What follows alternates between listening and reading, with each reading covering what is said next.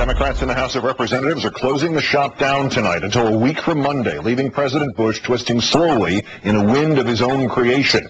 Our third story in the countdown, the FISA bill and the retroactive immunity for the telecom giants that helped Mr. Bush illegally eavesdrop on Americans will thus just sit there, unacted upon, not even a temporary extension, which the Republicans and Mr. Bush refused, despite the president's threats that if the bill is not passed by Saturday, there would be a breakdown in counterterrorism surveillance and plagues of locusts and stuff. Special comment in a moment. First, the details. House Democrats, in essence, calling the Republicans bluff. They staged a walkout at midday, did the Republicans, led by John Boehner, who in one act managed the cheesy political theater and managed to get out just as representatives were to vote on contempt of Congress citations against Harriet Miers and Josh Bolton. That the Republicans just happened to walk to a stand full of microphones, pure coincidence. The president had started all this with his now daily message of fear and with what apparently he saw as a threat to postpone his scheduled trip to Africa. The House should not leave Washington without passing the Senate bill. Now, I am scheduled to leave tomorrow for a long-planned trip to 5 African nations. Moments ago, my staff informed the House leadership that I'm prepared to delay my departure and stay in Washington with them if it will help them complete their work on this critical bill. The lives of countless Americans depend on our ability to monitor terrorist communications. Having lost, he now says he's going to Africa after all, another threat or promise unfulfilled. Now, as promised, a special comment. A part of what I will say was said here first on January 31st. Unfortunately, it is both sadder and truer now than it was then. Who's to blame, Mr. Bush also said this afternoon. Look, these folks in Congress passed a good bill late last summer. The problem is they let the bill expire. My attitude is if the bill was good enough then, why not pass the bill again? You know, like the Gulf of Tonkin resolution, or Executive Order 9066, or the Alien and Sedition Acts, or slavery.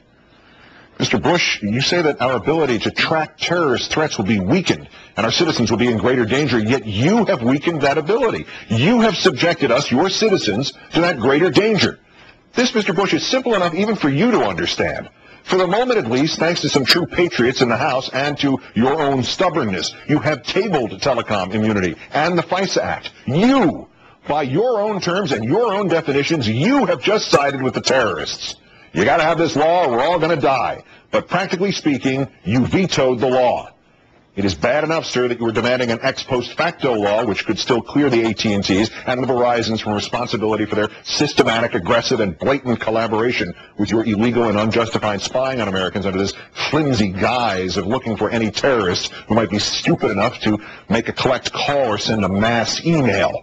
But when you demanded it again during the State of the Union address, you wouldn't even confirm that they'd actually done anything for which they deserved to be cleared. The Congress must pass liability protection for companies believed to have assisted in the efforts to defend America. Believed. Don't you know? Don't you even have the guts Dick Cheney showed in admitting they did collaborate with you? Does this endless presidency of loopholes and even fine print extend here too? If you believe in the seamless mutuality of government and big business, come out and say it. There is a dictionary definition, one word that describes that toxic blend. You're a fascist. Get them to print you a T-shirt with fascist on it. What else is this but fascism? Did you see Mark Klein on this newscast last November?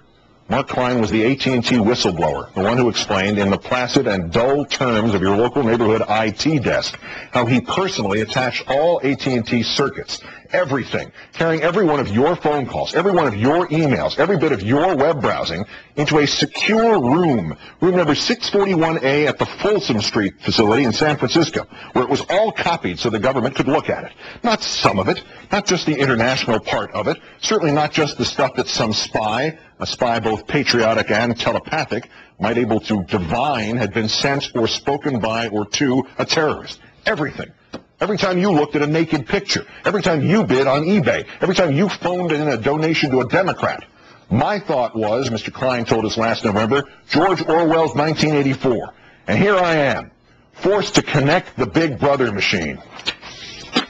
There's one thing we know about Big Brother, Mr. Bush. It's that he, well, you, are a liar.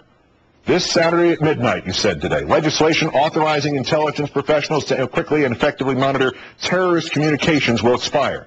If Congress does not act by that time, our ability to find out who the terrorists are talking to, what they are saying, and what they are planning will be compromised. You said that the lives of countless Americans depend on you getting your way. This is crap. And you sling it with an audacity and a speed unrivaled even by the greatest political felons of our history. Richard Clarke, you might remember him, sir. He was one of the counter-terror pros, which you inherited from President Clinton before you ran the professionals out of government in favor of your unreality-based reality. Richard Clarke wrote in the Philadelphia Inquirer, "Let me be clear. Our ability to track and monitor terrorists overseas would not cease should the Protect America Act expire. If this were true, the President would not threaten to terminate any temporary extension with his veto pen. All surveillance currently occurring would continue even after legislative provisions lapsed because authorizations issued under the Act are in effect up to a full year." You are a liar, Mr. Bush. And after showing some skill at it initially, you have ceased to even be a very good liar.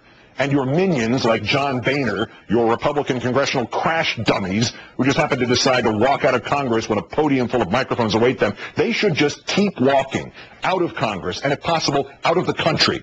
For they, sir, and you, sir, have no place in a government of the people, by the people, for the people. The lot of you are the symbolic descendants of the despotic middle managers of some banana republic, to whom freedom is an ironic brand name, a word you reach for when you want to get away with its opposite. Thus, Mr. Bush, your panoramic invasion of privacy is dressed up as protecting America. Thus, Mr. Bush, your indiscriminate domestic spying becomes the focused monitoring only of terrorist communications. Thus, Mr. Bush, what you and the telecom giants have done isn't unlawful. It's just the kind of perfectly legal, passionately patriotic thing for which you happen to need immunity. Richard Clarke is on the money as usual. That the President was willing to veto this eavesdropping means there is no threat to the legitimate counter-terror efforts still underway. As Senator Kennedy reminded us in December, the President has said that American lives will be sacrificed if Congress does not change FISA. But he has also said that he will veto any FISA bill that does not grant retroactive immunity. No immunity, no FISA bill. So, if we take the President at his word, he's willing to let Americans die to protect the phone companies. And that literally cannot be. Even Mr. Bush could not overtly take a step that actually aids the terrorists. I'm not talking about ethics here. I'm talking about blame. If the President seems to be throwing the baby out with the bathwater, it means we can safely conclude there is no baby. Because if there were, sir, now that you have vetoed an extension of the eavesdropping, if some terrorist attack were to follow, you would not merely be guilty of siding with the terrorists. You would not merely be guilty of prioritizing the telecoms over the people. You would not merely be guilty of stupidity. You would not merely be guilty of treason, sir. You would be personally and eternally responsible.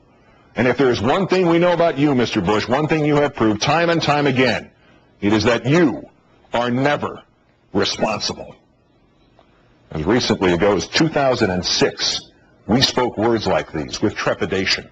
The idea that even the most cynical and untrustworthy of the politicians in our history, George W. Bush, would use the literal form of terrorism against his own people was dangerous territory.